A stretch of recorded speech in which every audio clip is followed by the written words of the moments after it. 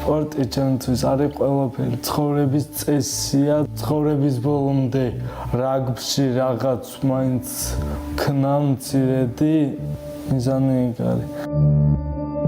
3 წლის მოვყევი ავარიაში და 20 დღე ვიყავი კომაში და შემდგომში წლების განმავლობაში რეაბილიტაციას ვიტარებდი. პარალელურად ამასთან ერთად დავიწყე ვარჯიში 10 წლის ასაკში.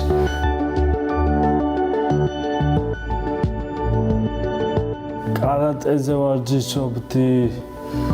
მე კალათბურთზე გადავედი. კალათბურთზე იმიტომ გადავედი, რომ ბაბუა ჩემი იყო ცნობილი კალათბურთელი ზურაბ საკანდელიძე და მეც მეგონა რომ რაღაცას მივაღწევდი.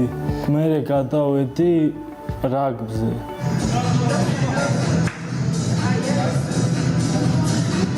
რაგბზე რო დავდიოდი რაღაც ეტაპზე მივხვდი რომ ვეღარ უწევდი კონკურენციას, იმიტომ რომ ისინი იყვნენ ჩემზე ძლიერები. დავიწყე ფიქრი და მივედი იმ დასკვნამდე რომ შევქმნა პარა რაგბი.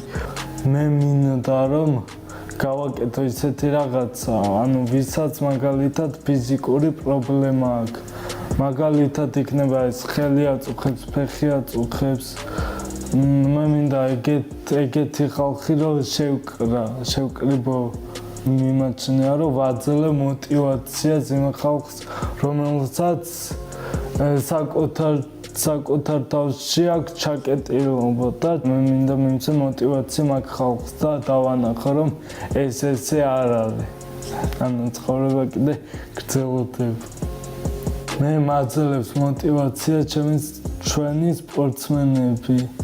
ეს იქნება მამუკა გორგოძე, ლევან საღინაშვილი, ლაშა ტალახაძე.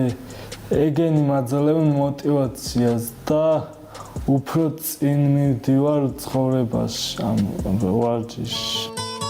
მე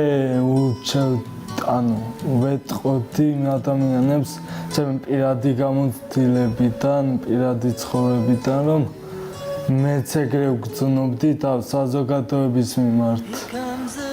საზოგადოება მიმიჩნევდა არაჩვეულებრივად, არამედ ამას რაღაც ჭირს და ეგეთი რაღაცები მე ვეტყვი რომ არ მოდუნდნენ და შემომიერთდნენ ეს ხალხი და ერთად მე მაგ ბაზა Warriors-ი, სადაც მუშაობენ პროფესიონალი მწვრთნელები, რომლებიც დაეხმარებიან და ჩვენ ყველა დავეხმარებით ამ ბიჭებს, ამ ბავშვებს.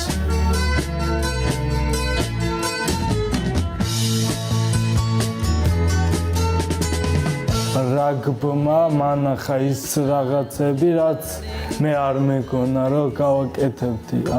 რაგბმა მასწავლა და დამანახა და გამაგებინა რას ნიშნავს სიყვარული, მეგობრობა და პატივისცემა.